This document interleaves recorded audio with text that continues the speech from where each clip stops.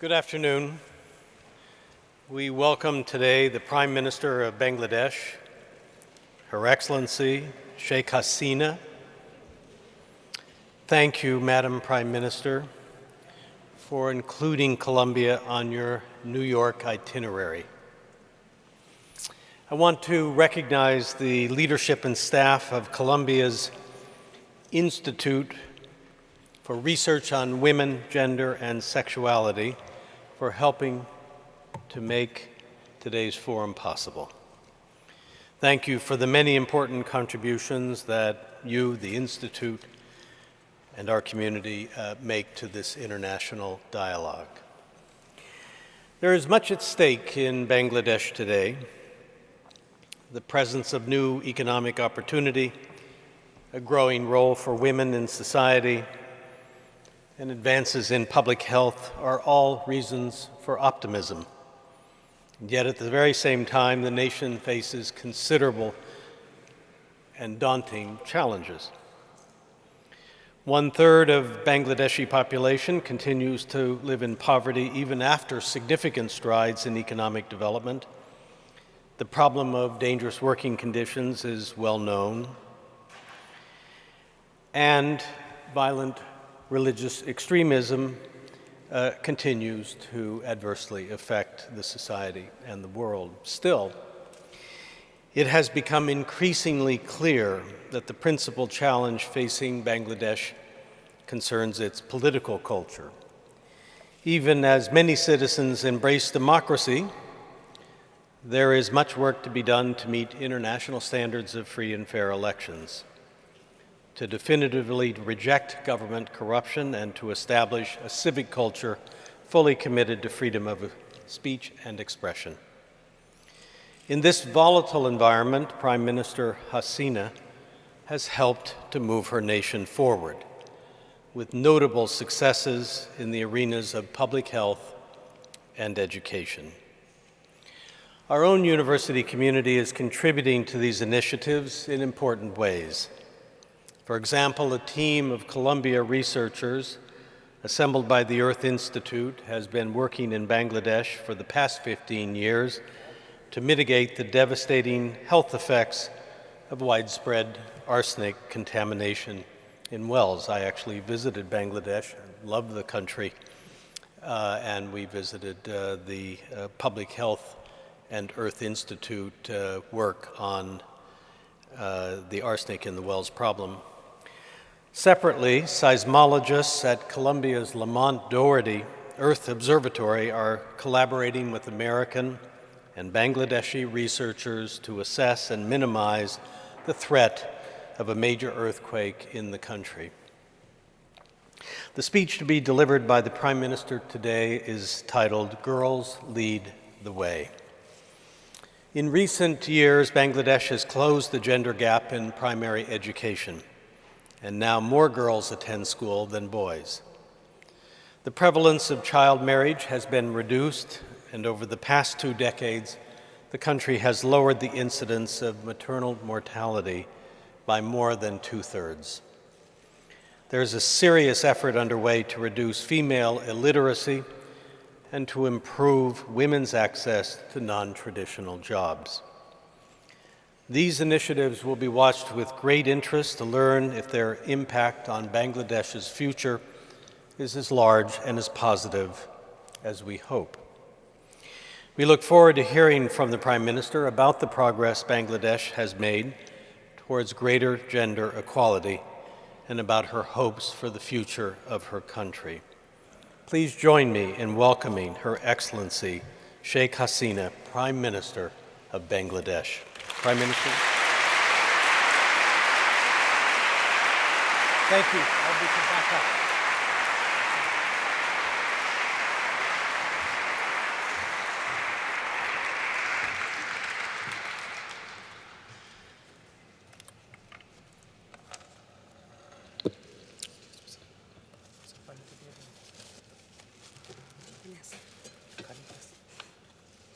Bismillahirrahmanirrahim. Mr. President, faculty members and students, ladies and gentlemen, এবং আমার বাংলাদেশের যারা ছাত্রছাত্রী তাদের সবাইকে আমি শুভেচ্ছা জানাচ্ছি। A very good afternoon to you all. I convey my warmest greetings to everyone in the audience. It is indeed a privilege to speak in front of you today. I thank you, Mr. President, for inviting me to this hallowed seat of learning. I have chosen to speak on an issue which is close to my heart: women's and girls' empowerment. I wish to see our girls breaking all barriers and taking the lead in our nation building. This plays a crucial role in my vision for peace and development. My father, our father of the nation, Bangabandhu Sheikh Mujibur Rahman, who led Bangladesh to independence in 1971, was an ardent champion of democracy, social justice, and secular values. Women's education and emancipation were central to his development ideals. It's primarily to his vision I owe my conviction in girls' education. Our world has done well in sending our children to school, with more girls than boys going to schools in places like Bangladesh. Yet, the progress is uneven, with conflict-ridden places lagging behind. Around 60 million children still remain outside schools. 75% of them are girls. We must have these children at the heart of our 2030 Agenda for Sustainable Development. We cannot afford to leave them behind. Distinguished audience, our father of the nation, Bangabandhu Sheikh Mujibur Rahman, recognized education as a fundamental right in Bangladesh's constitution in 1972. He also formed an education commission for developing a universal and uniform education system. Unfortunately, on 15th August 1975, he was brutally assassinated along with 18 members of my family. My mother, my 3 brothers, younger one was only 10 years old. My uncle, newly wedded to sisters-in-law. Altogether, 18 members of my family was assassinated. You may think why I'm here. Actually, my sister and myself, we were abroad that time. I was in Germany, so we survived.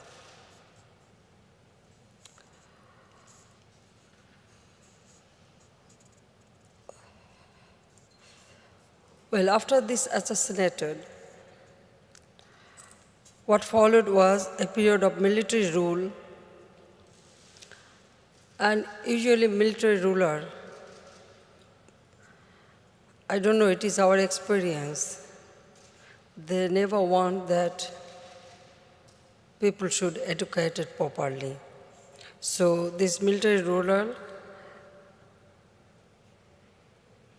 the education policy he was adopted, they discontinued with. They didn't continue that.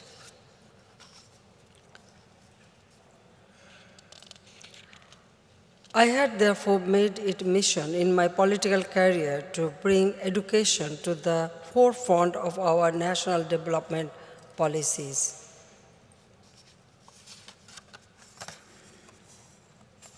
My government attaches the highest importance to education, educating our nation. For obvious reasons, we give some added attention to promoting girls' education and literacy. Our development pursuit on the international stage is also informed by this priority. During my first tenure in the office from 1996 to 2001, we firmly embedded the education-related MDGs into our national development strategy. To start at the basics, we introduced a nationwide total literacy movement. In 5 years, we doubled the national literacy rate to 65, from 45% to 65%. Unfortunately, in the next 7 years, when our party, Bangladesh Awami League, was outside office, there was no further increase in our national literacy rate. In fact, it went down. Likewise, we had also introduced an innovative non-formal education system targeting school dropouts in our rural areas. Sadly, that initiative was also closed down by the successive government. After returning to office in 2009, our government wasted no time to revitalizing the entire education sector. By 2010, we formulated the country's first forward-looking national education policy through broad-based consultations. It was supported by a national plan of action to ensure education for all. We made education completely free for girls up to the 12th grade. We have started reaping the dividends as we see more and more of our girls opting for education and employment instead of getting married at an early age. To complement their efforts, we have introduced a host of other measures for an enabling and safe environment in schools. On the first day of each school, we distribute free textbooks to every single student from pre-primary to secondary level. In 2015 alone, we distributed 326.35 million free textbooks to students across the country. This is perhaps the biggest such undertaking anywhere in the world. We have introduced midday meals in schools to enhance nutrition and productivity among our children. We provide stipend to insolvent students from primary through undergraduate level. In 2015, 13.4 million students have received such stipends, of which 75% are girls. We have taken a tough stand to make sure that our girls feel safe at and while going to schools. Bangladesh has already attained the MDG targets on gender parity in schools through considerable efforts. We shall not allow any adverse elements to make a dent in those gains. Distinguished audience, in broad terms, we are now shifting our focus from quantity to quality in education. We have updated curricula and introduced creative questioning system from primary through higher secondary level. This allows our students to move away from the traditional methods of learning and use their creative and analytical skills. In keeping with our vision to build a digital Bangladesh by 2021, we are investing in providing access to ICT to our students in rural and remote areas. In addition to setting up over 5,275 digital centers at the grassroots level, We are introducing multimedia classrooms and computer labs in secondary schools across the country. Madrasa education is also being upgraded with the introduction of science and technology teaching. Efforts are being made to expand vocational and technical education that we consider essential for our human capital formation. Our long-term goal is to give our young people the skills to turn them into truly global citizens. Our young men and women will be our front runners in turning Bangladesh into a middle-income country by 2021 and a developed country by 2041. I am confident that we shall be able to reach these goals. It is for no reason Bangladesh is often termed as a development surprise. In many parts of the world, girls continue to face difficulty in going to school safely. They often struggle to continue their education up to marriageable age and face resistance from certain vested groups. We want an end to this. It needs a whole of society approach to change certain traditional mindsets. I attended the first Girls' Summit 2014 in London. There, I stressed the need for realizing girls' right to education to combat different forms of discriminatory and harmful practices against them that are still prevalent in many societies. I pledge to end child marriage in our society by 2041. We have already taken some proactive measures to work towards that goal with firm resolve. The existing laws are being updated and a national action plan being prepared for time-bound implementation. In addition to access to education, we are giving much needed attention to matching our girls' skills with demands in the job market. We have taken initiatives to set up 6 technical educational institutions only for girls. We have established the first Asian university for women to groom future women leaders from our region. Well, for technical education institutions, yes,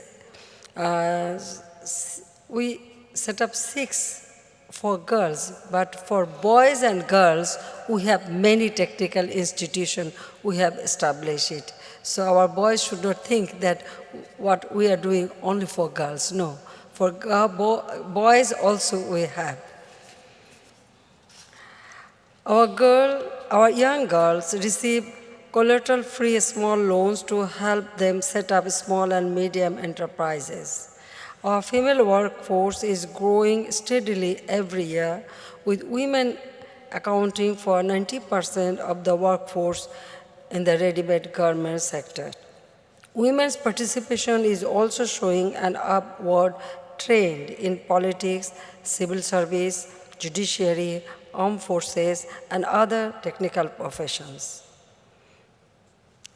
Bangladesh today is perhaps the only country in the world that has women as Prime Minister, Speaker in the Parliament, Leader of the Opposition, Deputy Leader of the House. We have 70 women in our 350-member National Parliament. Our women have shown that given the opportunity, they can defy all odds and excel in what they aspire to do. Our job in the government is to create a right opportunities for them to thrive and prosper in equality and dignity. Dear students, ladies and gentlemen, with the MDGs, we have done fairly well in fighting global poverty and hunger. Even then, 1.3 billion people live in poverty in our world.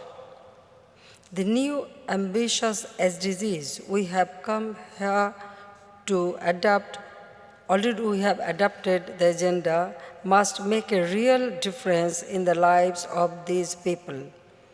I am making efforts to do my part. I challenge you, the leaders of tomorrow, to rise to the occasion to change our world for the future we want for all. In so doing, I wish to leave this message with you that girls' education all over the world can be and should be a key enabler for sustainable development. Last year, the UNESCO Director General awarded me, not me actually, my country, the Tree of Peace in recognition of our efforts to promote girls' education and women's literacy. The interface between women's education and durable peace is only too evident in conflict-riven societies. My heart reaches out to all those girls that continue to struggle with their lives in far too many conflict situations around the world. We wish to see all our girls having unfettered access to the best possible education and emerging as the forebearers of peace, progress, and prosperity. In Bangladesh, may I reiterate, I wait to see the day when our girls take the lead in every sphere as we realize our dream of a Sonar Bangla, a golden Bengal, that our father of the nation had envisioned for us. We keep our doors open for all of you to join us in our effort. I thank you all.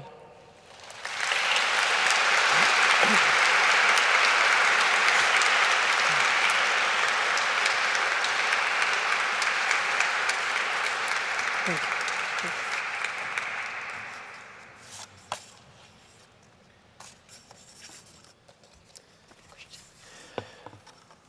Thank you very much, Madam Prime Minister. We now can take questions from the audience. There are microphones that are being brought down each aisle, and I will call on you. Please make your questions brief, succinct, and please line up so that we'll have a group to call on. Let me begin by asking Madam Prime Minister a question. I mean, these are impressive things that you have documented, spoken to about increasing girls' education, very impressive, and of course much admired here. Can you say something about what you need to overcome in order to improve girls' education and how you have done it? If there are religious objections to girls' education, how have you confronted that? How have you addressed those concerns in order to increase the educational opportunities for girls? Well, in our country, yes, you know, sometimes the religious barrier was there. But once, if you can pursue the parents, the girls, if they educated them, they can be a good help for the society, for family itself. And education is the only key for poverty reduction. Yes, sometimes it is not that it was very easy thing, but as because our education from the very beginning, in 1972 Constitution, the education was free for, the primary education was free for everybody, but for girls up to secondary level, it was free. As because it was free, and also we ensured that there are some co-education institution or separate, so wherever the girls goes, for them we keep separate arrangement for everything so that the parents send them to the school. So it took time, but somehow now everybody thinks that yes, whether it's girl or boy, parents should send them to school and for education. And as because we already distributing free books, providing stipend for the students, Yes. and also the poor family. If they send their children to the school, we give some monetary help to the mother. That's So interesting. that way we pursue them. Now, I can tell you that all over the country, even the rural area, our parents are very much eager to send their children to the school, whether it is girls or boys. And maybe we are leading the country. As you know, for a long time, well, the Prime Minister, the women Prime Minister around the country for a long time, maybe that also inspired the parents. That is also one thing. Yes. Yes. Right. And the religion barrier didn't affect much. Very interesting. Very interesting. Okay, please state your name and affiliation and ask your question. I'm Shoiti Sravanti Haldar. I am a freshman in SEAS. SEAS is the engineering. SEAS is the engineering. Engineering applied science. And it's my first month in New York. I'm from Bangladesh.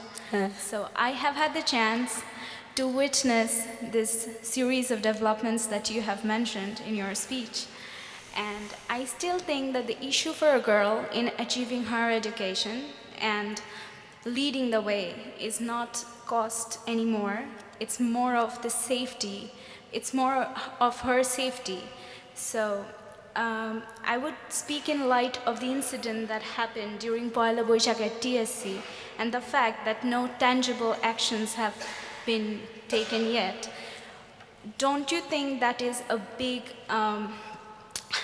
factor that a girl should consider when she actually analyzes her opportunity cost for attaining a higher education, because she would think that she's not safe? Well, you know the festival, Pohela Boishakh, I mean the first day of Bengali, year. Only in Dhaka city, nearly more than 100 places, this ceremony was observed. But there was an embargo that before sunset they have to finish it. So when more than 100 places, only in Dhaka city, and not only Dhaka city, all over the country, people from all religion together observed this festival. So you could mention only one incident, but we have taken all the steps. Those who are involved, we try to find them out, and we try to, brought them into book. So can you imagine the population is 160 million. The first year of a Bengali, calendar, everybody together, all religion people, everybody together observed this festival. So there's only one incident happened. But immediately our law enforcing agencies take action. But many incidents happen all over the world during 1st January or any other time. But we could have controlled the situation. But only one incident you are speaking. But immediately we have taken action. We are not sitting like this. But it is our society, they become more aware about it, that they should behave properly. Exactly. Thank you. Thank you. Thank you. Thank you very much. Yes, please.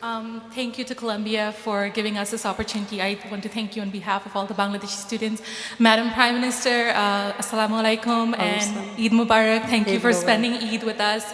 I just don't want to take too much time. I actually don't have a question. I would like to reiterate the importance of a key policy point that has been in discussion lately, which is the legal age for marriage. And I'm very glad that I've been following it, and I'm very glad that the legal age for marriage has not been lowered, because I think a lot of the things that you have been saying would totally go against lowering or decriminalizing the legal age of marriage. So thank you so much, and I hope that continues to be, because that is a very important thing for girls to succeed in Bangladesh. So thanks a lot. Thank you. Thank you. Thank you. The more we give opportunity for girls, one thing, education and job opportunity, then you don't need to have any legal, framework or anything. Automatically, the age of marriage will, be increased. Because girls, if they start earning money or if they can stand by themselves, then they will decide when she will get married.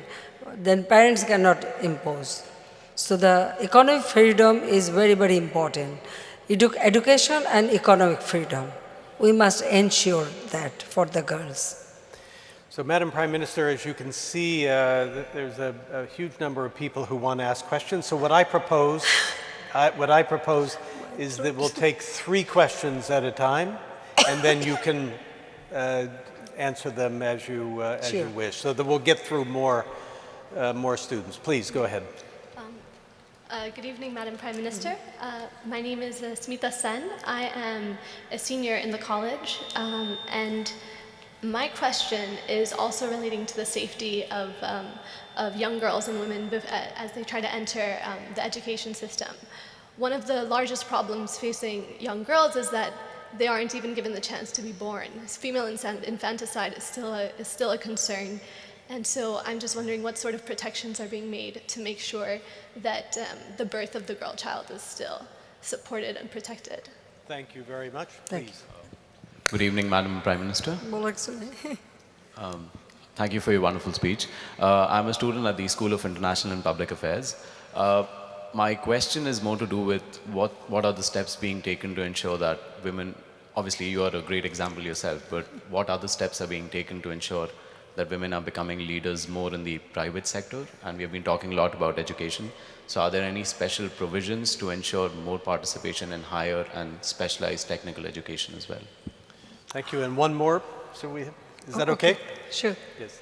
Good evening, Madam Prime Minister. My name is Ethan Park. I'm a freshman here at the college. So my question is, Bangladesh, as you just said, has 160 million people. So it's a very large country. And as a developing country, it has a massive potential for economic development.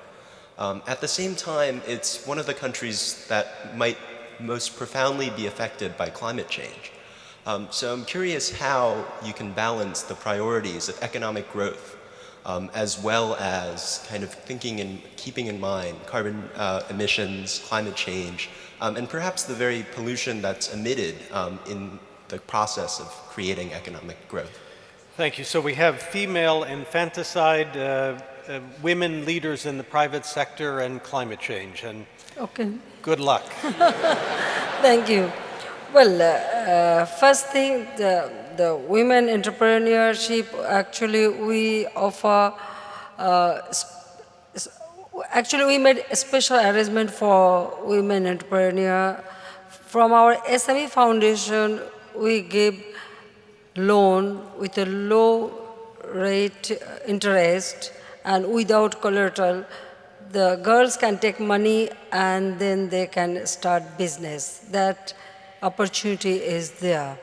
But for boys also, I mean for everybody we have a special offer. We have a special bank, job opportunity, creating job opportunity banks. So from there, boys, girls, everybody take some amount, limited amount without collateral so that they can, establish their own business. And especially for girls from SME Foundation, they are getting this opportunity.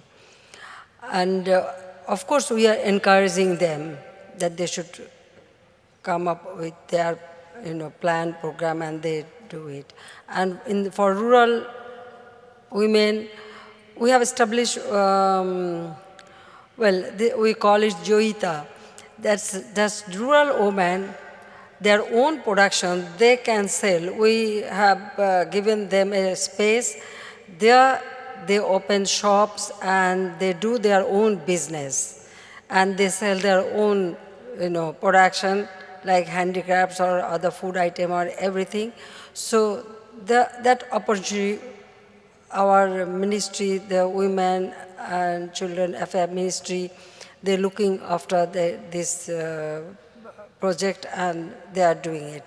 So that way we are giving them so that they can, economically they can stand by themselves.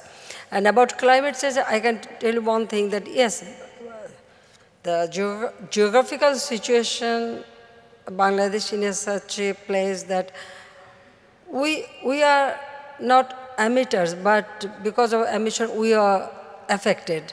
It is not only Bangladesh, the small island countries, then Himalayan countries, all are affected.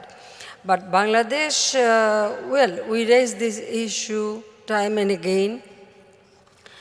We receive many promises, but in practical, we haven't received much, assistance. But Bangladesh did never sit idle. Already we have, through our budget, we have our own fund, and we have adapted many programs to how to face this problem. And already we have taken action plan, and about 136 action plan we prepared to face this, any kind of natural calamities or global warming or anything comes forward, we are prepared to face it. We have started by ourselves. That is an example. But we are not sitting for who will help us, who will assist us. Yes, whatever money or whatever resources we have started our, program to mitigate all this climate change problem that I can tell you. Bangladesh always try to do it themselves. We don't want to depend on others. Thank you.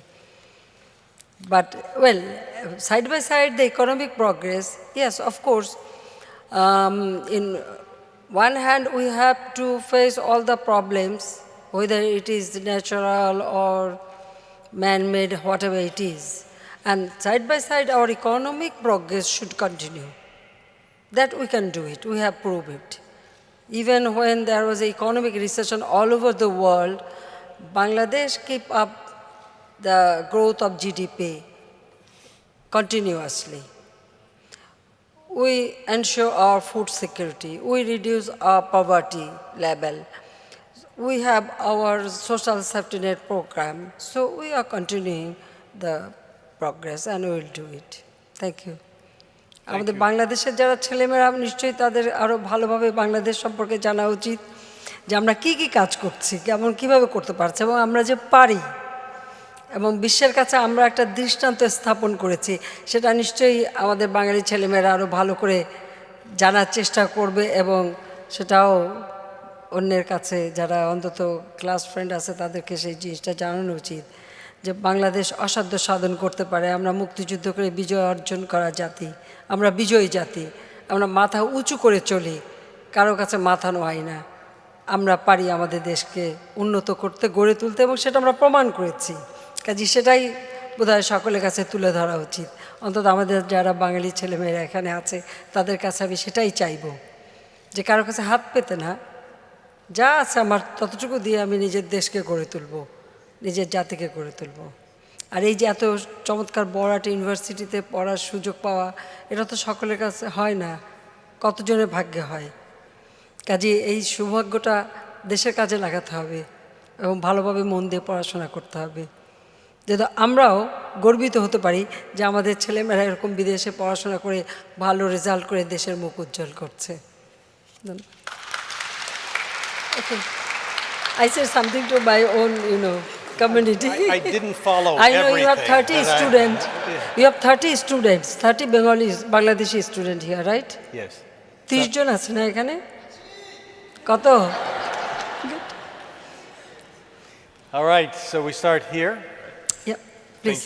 Thank you, Madam Prime Minister. Camila Daria Rivera Vicerca. I'm studying at Columbia College, Political Science. Now, my question was more related to child labor in the country of Bangladesh.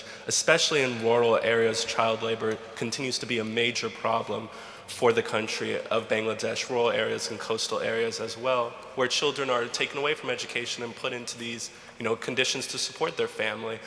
And there's been many great advancements in Bangladesh when it comes to combating child labor, but it still continues to be a very large problem in these areas. I just want to know if there were any new initiatives that the government was taking in combating this very big problem in the country. Thank you. Thank you. Next question over here. Namaskar. I'm from India, but I'm still Bangal. So হ্যাঁ বলেন। I'm from the graduate program here at the engineering department. I just have one question. What is the biggest challenge that Bangladesh faces with respect to ensuring that the girl child is educated, if not fundamentalism? Because that is what you said has not been a challenge. Because if it's not fundamentalism, then what is? Okay, next question. Thank you very much for your speech. My name is Melody Brown. I work at the IRI, the International Research Institute on Climate and Society. I lived in Bangladesh for 3 years before moving to New York. My question has been mentioned very briefly earlier, but I would like some more explanation on it. Thank you for the emphasis that you put on girls' education. My question is, less than a year ago, you considered lowering the legal age of marriage for girls from 18 to 16. I would like to know if there's been an official statement on that and what was the reason behind that, considering how much emphasis you put on girls' education. Dhanyabad. Okay. Well,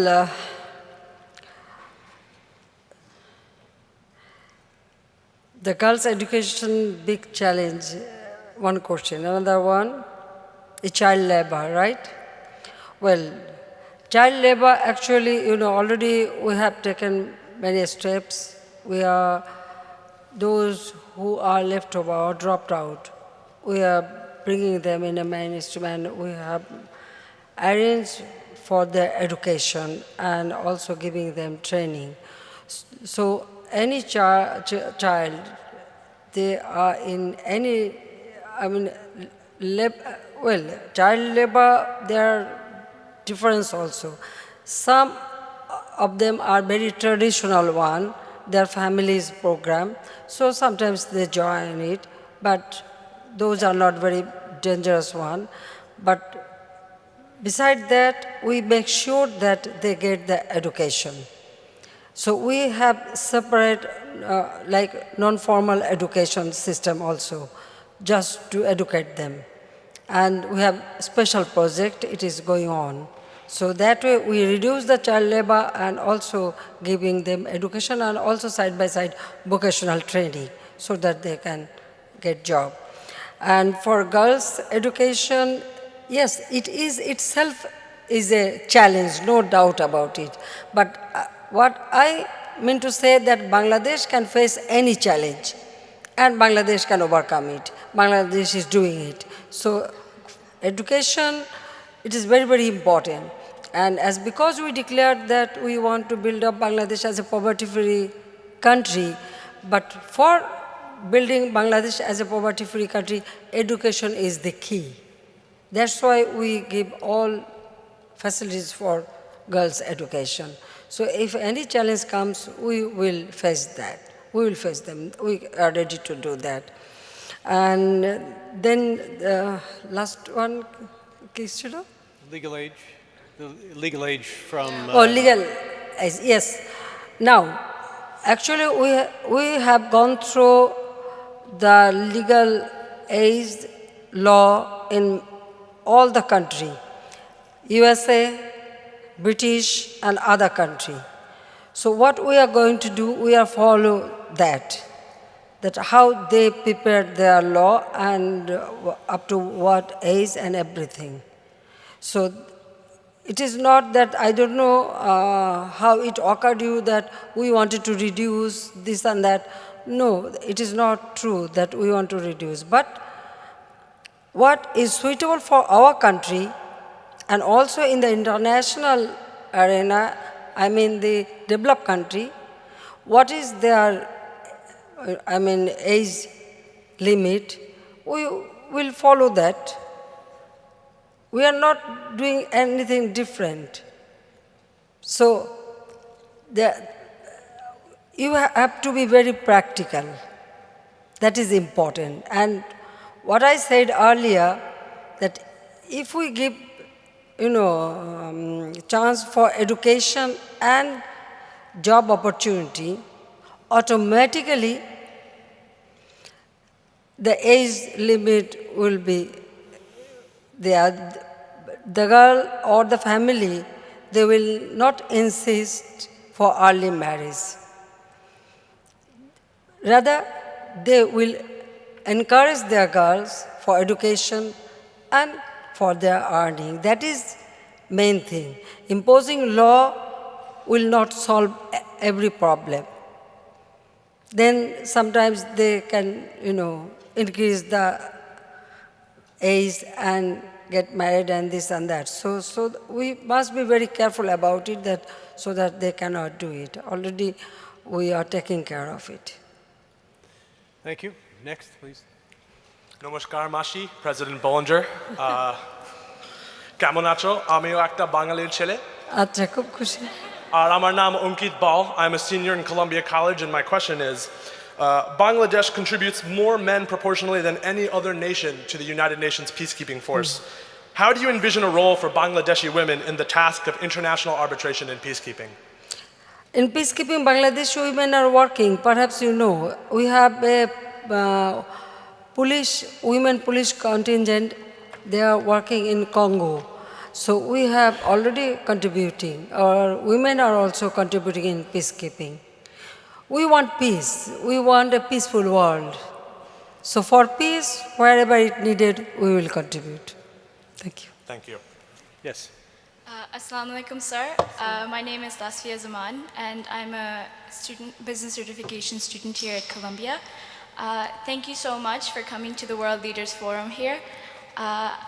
I agree that Bangladesh has been making several steps, and in fact your administration has been making tremendous steps in making sure that Bangladesh reaches the Vision 2021 goals. And previously I worked with the Ministry of Youth and Sports with their policy research on the National Youth Policy, so I know how much work is being done. Thank you so much for making our country move forward this way. So my question is, in terms of because there are so many young people, like in the rural areas, especially young women in the rural areas, what are your plans for the future in terms of improving their access to employment opportunities, and in fact, high-income employment opportunities in order to realize our Vision 2021 goals? Thank you. Should we take? Well, in my speech, I already mentioned that we have established a digital center all over the country, especially from grassroots level, in the union council, from union council to district level. So there, each and every digital center, the girl and boys both there can work. So that we create a job opportunity. In the primary education, the primary teacher, 60% should be women, the girls. They are getting job. The primary teacher, we are appointing 60% reserved for girls. So that way we create a job opportunity. Then we have established community clinic. Nearly more than 13,000 community clinic we have, and also the Union Healthcare Center, altogether nearly 16,000. So everywhere girls are getting job opportunity. Besides that, there's SME Foundation providing money with a low rate interest. Then we have some more programs where girls always get priority. So that way we are encouraging girls that they should work. And during my first tenure, we introduced that in the local government, every local government election, like from union council to up to district level, each and every local government election, 30% quota ensured for women. So in a union council, there are one vice president must be women. So like each and every tier of the local government, the 30% quota is there. So that way, in one hand, we are helping them for access to education and also job opportunity. So that way, we are trying. And I was surprised when I formed government, there was in the upper level, like in our armed forces, except the medical sector, there was no women access. So we ensured that. Now our Army, Air Force, Navy, everywhere, officer level, the women are getting opportunity. Then in administration, there were no secretary level. Nobody get any promotion, especially women. But now I ensure that. In the higher court, like High Court, Supreme Court, Appellate Division, there were no women, judges. But during my first tenure, I ensured that yes, everywhere women should get the opportunity. So that way, we have created, and opened the door for the women. Now it is women's part how they will, utilize all this opportunity. We have opened the door, we have created the opportunity. Just we wanted to make sure that yes, each and every level our girls should get a chance. And in our parliament, I already mentioned, the speaker, leader of the house, leader of the opposition, deputy leader, the four. I think in this world only one country we have. You can't set any example. And we ensure that. So our girls should be very encouraged. The world should be very encouraged. But actually, I am telling one thing. I know many countries, they are facing problem that girls cannot go to school or they cannot do job. But nowadays, our country, we brought the change. At first, yes, we face many problems. When I introduced that in the local government election, girls will contest. Well, from family level, from other, like Jamaat Islami and other parties, they oppose it. They try to prevent it. But when they found that now I am determined that they have to contest the election, so everything changed now. It is depend how you, encourage people and how you conduct it. And we did it. Thank you. Madam Prime Minister, I'm getting very, very strong signals from your staff and colleagues that your schedule requires you to leave. I was going to say that we're going back to one question per answer. It was either that or admit that the Prime Minister trumps the President of the University, which I'm also prepared to say. But I want to thank you for coming and spending this time with us. We very much appreciate it, and we welcome you back here in the World Leaders Forum or another context anytime. Thank you very much. Thank you very much. Thank you.